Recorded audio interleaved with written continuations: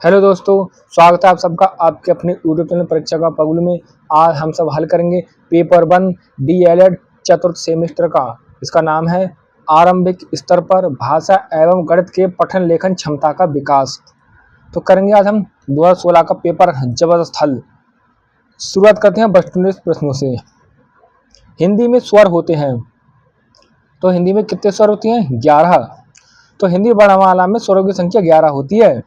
इसमें कौन कौन से होते हैं?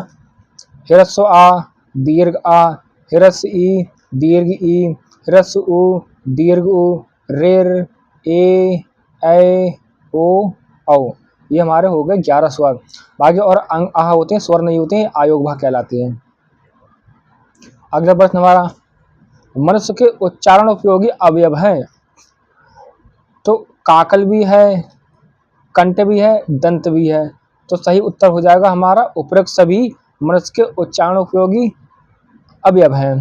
तो मानव मुख में ध्वनि उत्पादन के लिए काकल क्या होता है? कंठ के अंदर का भाग होता है। ठीक, कंठ, दंत, होठ, तालु और जिह्वा जैसे कई अवयव अंग उपयोगी होते हैं। ये सभी मिलकर उच्चारण प्रक्रिया को संभव बनाते हैं। अगला प्रश्न हमारा, ध्वनि विज्ञान में अध्ययन किया जाता है। तो ध्वनि विज्ञान में किसका अध्ययन किया जाता है? हमारा मानव मुख से निकली ध्वनि का। किसका? मानव के मुख से निकली ध्वनि का अध्ययन किया जाता है। तो ध्वनि विज्ञान फोनेटिक भाषा विज्ञान की वह शाखा जिसमें मानव के मुख से निकली भाषिक ध्वनियों के उत्पादन मतलब उच्चारण, संचरण और श्रवण का व्यवस्थित अध्ययन किया जाता है। अगला प्रश्न हमारा, ओष्ठाकृति के आधार पर स्वर होते हैं। तो ओष्ठाकृति के आधार पर स्वर कौन कौन से होते हैं? वृत्ताकार भी स्वर भी होते हैं और अवृत्ताकार स्वर भी होते हैं। ठीक है, तो सही उत्तर हो जाएगा हमारा 1 और 2 दोनों। तो होठों की आकृति गोलाई के आधार पर स्वर दो प्रकार के होते हैं। कौन कौन से? वृत्ताकार या वर्तुल स्वर, जिनके उच्चारण में होठ बिल्कुल गोल हो जाते हैं, गोलाकार, जैसे ऊ, ओ, औ। और अवृत्ताकार अवर्तुल स्वर, जिनके उच्चारण में होठ गोल नहीं होते हैं, जैसे ह्रस्व आ, दीर्घ आ, ह्रस्व ई, दीर्घ ई, ए, ऐ। अगला प्रश्न हमारा, व्यंजनों को उच्चारण की दृष्टि से बांटा गया है। तो कितने भागों में बांटा गया? 5 भागों में बांटा गया है व्यंजनों को। उच्चारण स्थान के आधार पर व्यंजनों को स्पर्श व्यंजन के 5 वर्गों में बांटा गया है। ठीक है, कौन कौन से? कंठ वर्ग जिसमें का वर्ग आ जाता है, तालव्य वर्ग जिसमें चा वर्ग आ जाता है, ठीक, मूर्धन्य जिसमें टा वर्ग आ जाता है पूरा, दंत जिसमें ता वर्ग आ जाता है और ओष्ठ जिसमें पा वर्ग आ जाता है। अगला प्रश्न हमारा, ध्वनि के उच्चारण में होने वाले यत्न को प्रयत्न कहा जाता है। यह होते हैं, यह क्या होते हैं? मानव के मुख से निकली श्वास का ये भी होता है, श्वास की मात्रा से ये भी होता है, जिह्वा व अन्य अवयवों द्वारा ये भी होता है। तो सही उत्तर हो जाएगा हमारा उपरोक्त सभी हमारे प्रयत्न होते हैं। तो प्रयत्न का अर्थ है ध्वनि उत्पन्न करने के लिए श्वास वायु प्राणवायु का उपयोग। श्वास की मात्रा अल्पप्राण महाप्राण जो होती है ना, अल्पप्राण मतलब कम हवा निकलना उच्चारण में, महाप्राण मतलब ज्यादा हवा निकलना। ठीक, और जिह्वा तथा मुख के अन्य अंगों की क्रियाशीलता, तो इन सभी से क्या होता है? उच्चारण में यत्न होता है। अगला प्रश्न हमारा, निम्नलिखित में से दंत व्यंजन है, दंत मतलब दंत से बोला जाता है। तो ना जो हमारा है दंत से बोला जाता है। तावर्ग त, थ, द, ध, न के सभी व्यंजन दंत व्यंजन कहलाते हैं, क्योंकि इनके उच्चारण में जिह्वा दांतों को स्पर्श करती है। अगला प्रश्न हमारा, आश्चर्य, हर्ष, शोक, उत्साह इत्यादि व्यक्त करने में प्रयोग होता है। क्या होता है? विस्मयादि बोधक का प्रयोग होता है। किसका? विस्मयादि बोधक का। विस्मयादि बोधक चिन्ह एक्सक्लामेटरी जो होता है साइन, वो उसका प्रयोग होता है। इसका प्रयोग वाक्य में आश्चर्य, हर्ष, शोक, घृणा, उत्साह या किसी तीव्र भावना को व्यक्त करने के लिए किया जाता है। अगला है, ढ वर्ण किस वर्ग में आता है? तो ढ वर्ण किस में आता है? टा वर्ग में। किस में आता है? टा वर्ग में। हिंदी वर्णमाला में ढ वर्ण टा वर्ग ट, ठ, ड, ढ, ण का चौथा व्यंजन है। अगला प्रश्न हमारा, 13 संख्या है, तो 13 संख्या क्या होगी हमारी? विषम। विषम मतलब जो 2 से भाज्य नहीं होगी तो उसे नहीं कटेगी। विषम संख्या ऑड नंबर वह है जो 2 से पूर्णतः विभाजित नहीं होती। 13 को 2 से भाग देने पर शेषफल 1 बचता है, इसलिए यह एक विषम संख्या है। अगला प्रश्न हमारा अवरोही क्रम है। अवरोही क्रम क्या होगा? 11 9 7 5 2। अवरोही क्रम डिसेंडिंग ऑर्डर का अर्थ है संख्याओं को घटते हुए क्रम में लिखना, यानी संख्या बड़ी संख्या में शुरू करके सबसे छोटी संख्या तक जाना। अगला प्रश्न हमारा भाग की संक्रियाएं होती हैं। तो भाग में क्या होता है? भाज्य भी होता है और भाजक भी होता है, ठीक, और भागफल भी होता है। तो सही उत्तर हो जाएगा हमारा उपर्युक्त सभी। देखिए, भाग डिवीजन की प्रक्रिया में भाज्य डिविडेंट, भाज्य क्या होता है? जिसमें भाग दिया जाता है, मतलब जिसमें भाग दिया जाएगा वो भाज्य होगा। भाजक डिवीजर जिससे भाग दिया जाता है, मतलब भाजक से हम भाज्य को क्या भाग देते हैं। भागफल क्या होता है? जब भाजक से भाज्य को भाग देंगे तो जो भागफल निकल के आएगा भागफल, वो ही भागफल होगा उत्तर। और शेषफल क्या होगा? यदि हमारा भाज्य पूरी तरह विभाजित नहीं हो रहा है तो जो अंक बचेगा घटाने पर सबसे आखिर में वो शेषफल होगा। ये क्या संग्रह पद होते हैं? कौन कौन से? भाज्य, भाजक और भागफल। भाषा शिक्षण के पक्ष है। तो देखिए, पठन, लेखन, व्याकरण, तो ये सभी हमारे भाषा लेखन के पक्ष हैं। उपयोग सभी सही आंसर हो जाएगा। भाषा शिक्षण के मुख्य 4 कौशल सुनना, बोलना, पठन, लेखन। सुनना, बोलना, पठन, लेखन, मतलब सुनना, बोलना, पढ़ना, लिखना, ये होते हैं। इसके अलावा व्याकरण और शब्दावली ज्ञान भी भाषा शिक्षण के अनिवार्य पक्ष होते हैं। अगला प्रश्न है हमारा भाषिक अज्ञानता संबंधी समस्या है। तो लिपि संबंधी अज्ञानता भी भाषा अज्ञानता संबंधी समस्या है। व्याकरण का अपर्याप्त ज्ञान भी समस्या है। सही विराम चिन्हों का प्रयोग का अभाव भी हम समस्या है। सही उत्तर हो जाएगा उपर्युक्त सभी। तो किसी भी भाषा की लिपि का सही ज्ञान ना होना, व्याकरण के नियमों की कमी और विराम चिन्हों का गलत प्रयोग, ये सभी भाषिक अज्ञानता से उत्पन्न होने वाली प्रमुख समस्याएं हैं।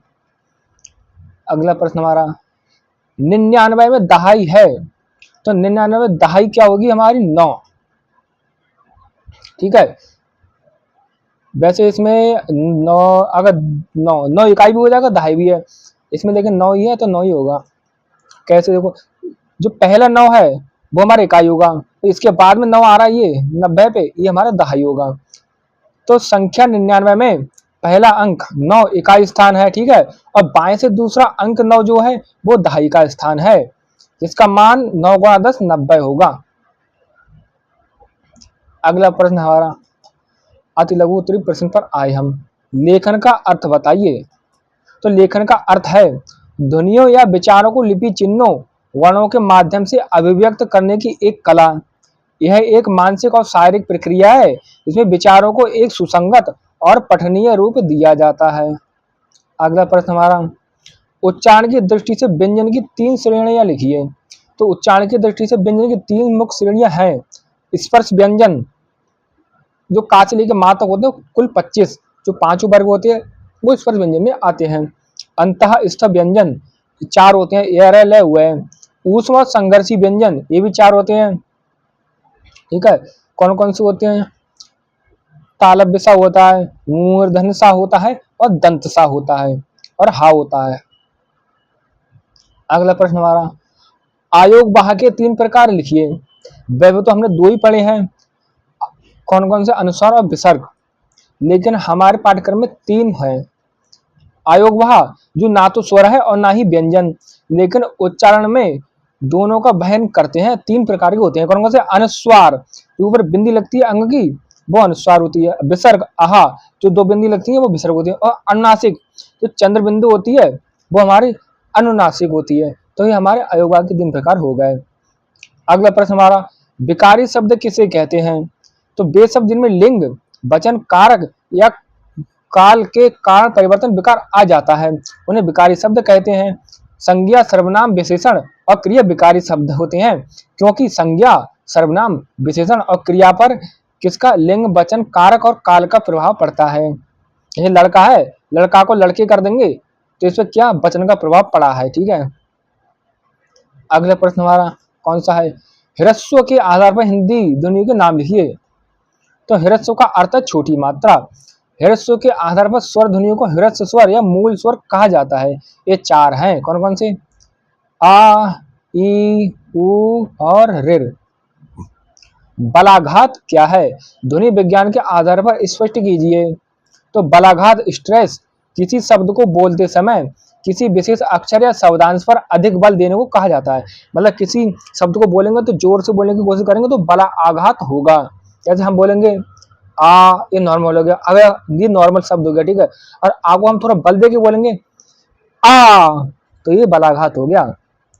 यह ध्वनि की विशेषता है जिससे वक्ता क्या करता है, किसी विशिष्ट अक्षर को ऊंचा या अधिक स्पष्ट उच्चारित करता है। अगला प्रश्न देखो, जिह्वा के आधार पर हिंदी ध्वनियों का वर्गीकरण करके उनके नाम लिखिए।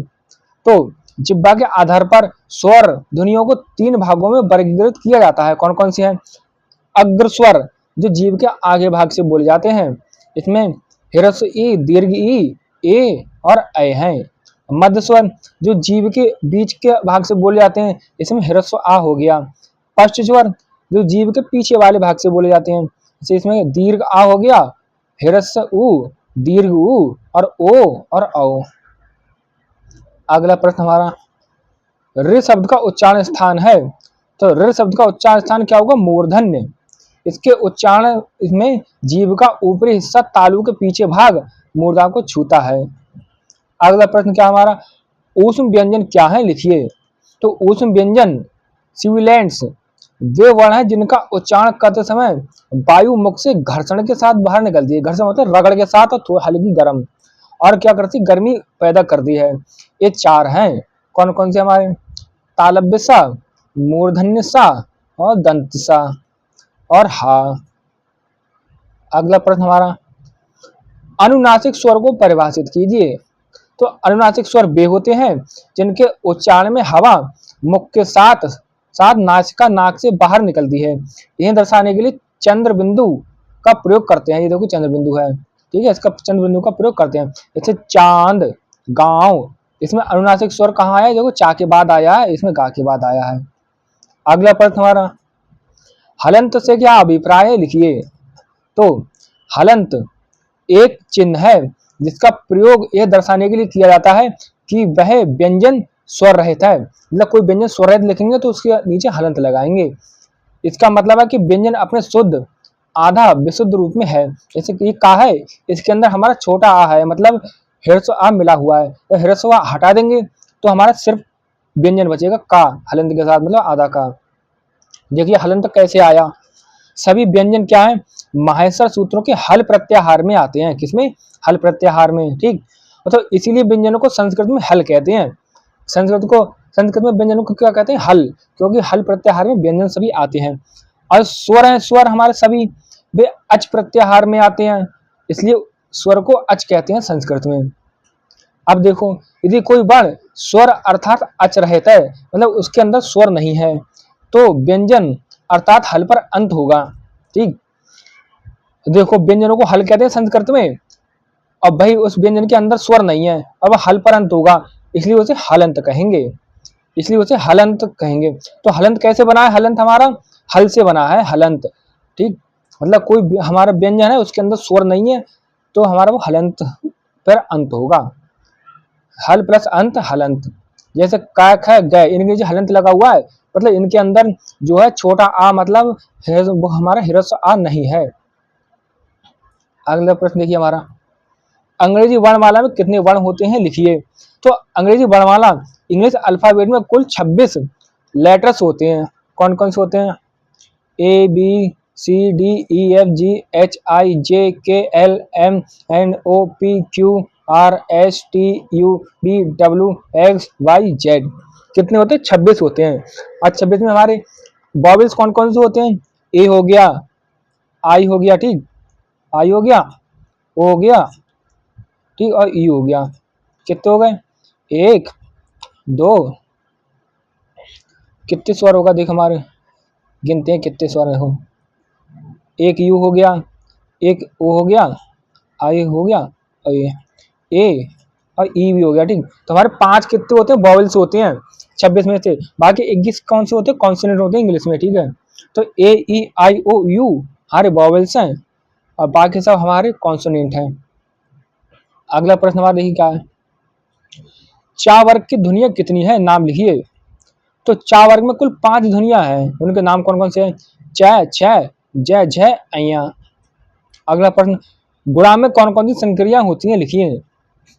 तो गुणा मल्टीप्लिकेशन में मुख्य रूप से 3 संक्रियाएं होती हैं, कौन कौन सी, गुण, मल्टीप्लिकेंड, मतलब जिसको हम गुणा देते हैं वो गुण होती है, और गुणक जिसके द्वारा गुणा करते हैं हम वो गुणक होता है। मल्टीप्लायर, गुणनफल, गुणक से गुण को गुणा करने पर जो उत्तर निकल के आएगा ना वो गुणनफल होगा।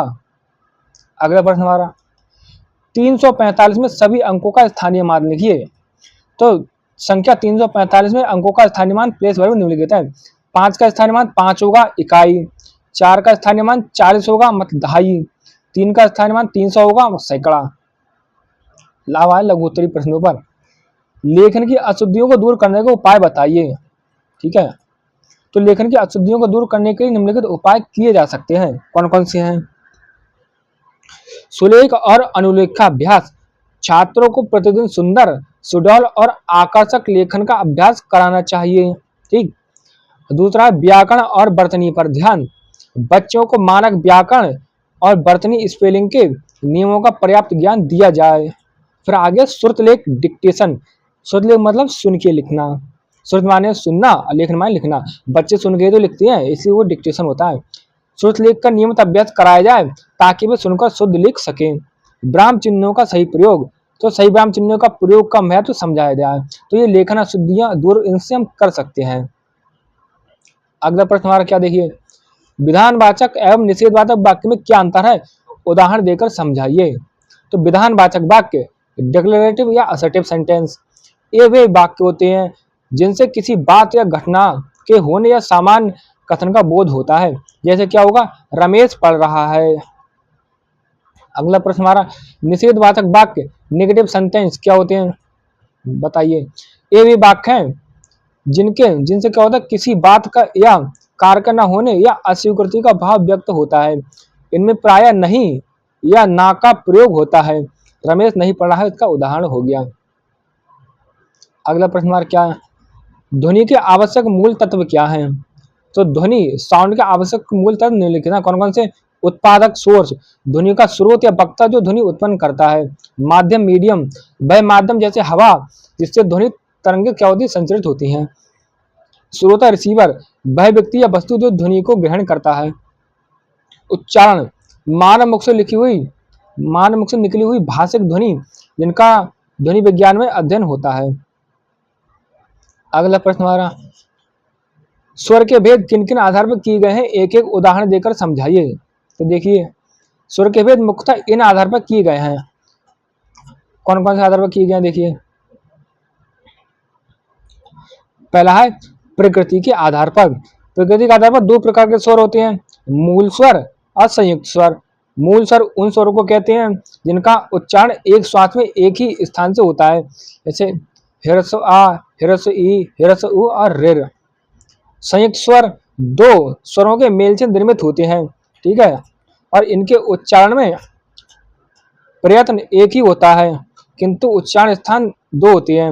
इनमें 2 स्वरों को संधि के द्वारा जोड़ा जाता है, जैसे ए हो गया, ए आ और ई से मिलकर बना है, आई हो गया, ये आ और ए से मिलकर बना है, ओ हो गया, ये आ और ऊ से मिलकर बना है, और औ हो गया, ये आ और ओ से मिलकर बना है। अगला प्रश्न हमारा, मात्रा के आधार पर। तो मात्रा के आधार पर भी स्वर कितने 3 प्रकार के होते हैं, ह्रस्व स्वर, दीर्घ स्वर, प्लित स्वर। ह्रस्व स्वर क्या होते हैं, इन स्वरों को लघु स्वर भी कहते हैं। जिन स्वरों के उच्चारण में कम समय या एक मात्रा का समय लगा उन्हें ह्रस्व स्वर कहते हैं। ये इस नहीं ह्रस्व स्वर है, ठीक है, ये ह्रस्व। जैसे कौन कौन से हो गए, आ ई उ रिर। दीर्घ स्वर कौन कौन से होते हैं, दीर्घ स्वर को गुरु स्वर भी कहते हैं। जिन स्वर के उच्चारण में 2 मात्रा का समय लगता है उन्हें दीर्घ स्वर कहते हैं, जैसे आ, ई, उ, ए, ऐ, ओ, औ। प्लित स्वर क्या होते हैं, वे स्वर जिनके उच्चारण में दीर्घ स्वर से भी अधिक समय या 3 मात्राओं का समय लगता है ऐसे स्वर प्लस स्वर कहलाते हैं। जैसे ओम, इसमें 3 लिखा है हिंदी में, ये प्लस स्वर को दर्शाता है। अगला देखो, जिह्वा के आधार पर स्वर कहते 3 प्रकार के होते हैं। अग्र स्वर जीभ के आगे से बोले जाते हैं, ई ए आए। मध्य स्वर जीभ के मध्य भाग से बोले जाते हैं, आ। पश्च स्वर जीभ के पीछे भाग से बोले जाते हैं, आ उ ओ औ। आगे देखो, ओष्ठों की आकृति के आधार पर कितने स्वर 2 प्रकार के होते हैं, वृत्तमुखी, अवृत्तमुखी। जिन स्वरों के उच्चारण करने पर ओष्ठ गोलाकार हो जाते हैं पूरी तरह से ना, उन्हें वृत्तमुखी स्वर कहते हैं। वृत्त की तरह होठ गोल हो जाना वृत्तमुखी स्वर कहलाते हैं। जैसे ऊ ओ औ। और अवृत्तमुखी स्वर क्या होते हैं, जिन स्वरों का उच्चारण करते समय ओष्ठ गोल ना होकर मुख के कुछ विस्तृत हो जाते हैं, मतलब मुख खुल जाता है लेकिन गोल नहीं होगा, वे स्वर अवृत्तमुखी स्वर कहलाते हैं। जैसे आ ई ए आए। अगला प्रश्न हमारा, गिनती सिखाने संबंधी मुख्य बातें बताइए। तो देखिए, आरंभिक स्तर पर गिनती सिखाते समय इन बातों का ध्यान रखना चाहिए। किन बातों का ध्यान रखना चाहिए, मूर्त वस्तुओं का प्रयोग गिनती सिखाने के लिए कंकड़, माचिस की तीलियां या ब्लॉक जैसी मूर्त वस्तुओं का प्रयोग करना चाहिए। मूर्त मतलब जिसे हम हाथों से छू सकते हैं वो मूर्त होती हैं, और अमूर्त मतलब जिन्हें हम केवल देख सकते हैं या छू नहीं सकते वो अमूर्त होती हैं। और अगला क्या, क्रमबद्धता। बच्चों को पहले क्रमबद्धता 1 2 3 ऐसे करके ज्ञान देना चाहिए, ठीक है। फिर मात्रा, कितनी वस्तु है उनका बोध कराना चाहिए, ठीक। उसके बाद क्या है, दहाई एवं सैकड़ा का बोध। तो गिनती सिखाने के साथ साथ उन्हें स्थानीय मान, इकाई, दहाई, सैकड़ा का अभिप्राय स्पष्ट करना चाहिए। खेल विधि का उपयोग, तो गिनती को रोचक खेलों जैसे कविता गाने के माध्यम से सिखाना चाहिए। अगला प्रश्न हमारा क्या है, दहाई एवं सैकड़ा से क्या अभिप्राय है बताइए। तो दहाई क्या होता है, टेंस, यह संख्या की वह स्थिति है जो इकाई के बाद आती है। दहाई का अभिप्राय 10 इकाइयों के समूह से होता है। किसी संख्या में दहाई का अंक उस अंक के 10 गुने का मान दर्शाता है। जैसे 99 में दहाई 9 है जिसका मान 9 गुणा 10 बराबर 90 है। सैकड़ा 100, यह संख्या की वह स्थिति है जो दहाई के बाद आती है। सैकड़ा का अभिप्राय 100 इकाइयों के समूह या दहाइयों के समूह से होता है, या 10 दहाइयों की, ठीक है, 10 दहाइयों के समूह से होता है। किसी संख्या में सैकड़ा का अंक उस अंक के 100 गुने मान को दर्शाता है। जैसे 345 में 3 सैकड़ा है जिसका मान 300 है। अगला प्रश्न हमारा, आरोही एवं अवरोही क्रम कैसे कहते हैं, उदाहरण सहित दर्शाइए। तो देखिए, आरोही क्रम एक्सेंडिंग ऑर्डर, संख्याओं को बढ़ते क्रम में व्यवस्थित करना आरोही क्रम कहलाता है, अर्थात सबसे छोटी संख्या से शुरू करके सबसे बड़ी संख्या तक जाना। जैसे 2 5 7 9 11। और अवरोही क्रम क्या है, डिसेंडिंग ऑर्डर। देखिए, संख्या को घटते हुए क्रम में व्यवस्थित करना अवरोही क्रम कहलाता है, अर्थात सबसे बड़ी संख्या से शुरू करके सबसे छोटी संख्या तक जाना। जैसे 11 9 7 5 2। अगला प्रश्न हमारा क्या, देखिए, शुद्ध सुडौल तथा आकर्षक लेखन में अनुलेख, सुलेख तथा श्रुतलेख के महत्व पर प्रकाश डालिए। तो शुद्ध और आकर्षक लेखन के लिए इन 3 का महत्व बहुत आवश्यक है। शुद्ध और आकर्षक लेखन के लिए इन तीनों का बहुत महत्व है। देखो, सुलेख का बहुत महत्व है, कैलीग्राफी, यह सुंदर और सुडौल लिखावट पर जोर देता है जिससे अक्षरों का आकार और स्वरूप ठीक होता है। अनुलेख, कॉपिंग, जिसमें छात्र किसी आदर्श नमूने को देखकर ज्यों का त्यों लिखते हैं जिससे उन्हें अक्षर विन्यास और शब्दों के बीच सही दूरी का ज्ञान हो जाता है। श्रुतलेख, डिक्टेशन, इसमें छात्र सुनकर लिखते हैं जिससे उनकी वर्तनी, स्पेलिंग और एकाग्रता में सुधार हो जाता है जो शुद्ध लेखन के लिए आवश्यक है। अगला प्रश्न क्या हमारा, देखिए, समानार्थी शब्दों का आशय उदाहरण सहित स्पष्ट कीजिए।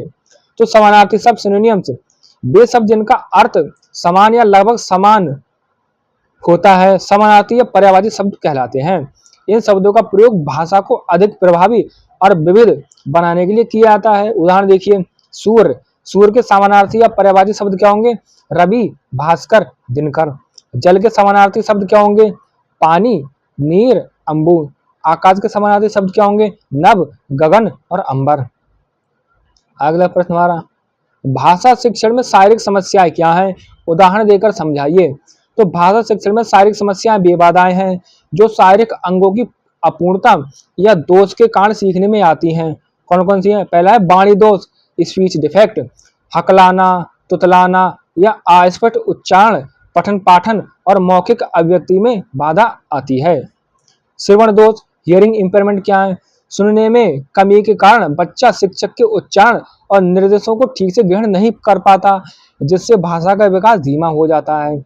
दृश्य दोष, विजन इंपेयरमेंट, कम दिखाई देने के कारण बच्चा श्यामपट्ट, ब्लैक बोर्ड और किताबों को पढ़ने में असमर्थ रहता है। तो आज की क्लास हमारी यही समाप्त होती है। आप सबका बहुत बहुत धन्यवाद। जय हिंद।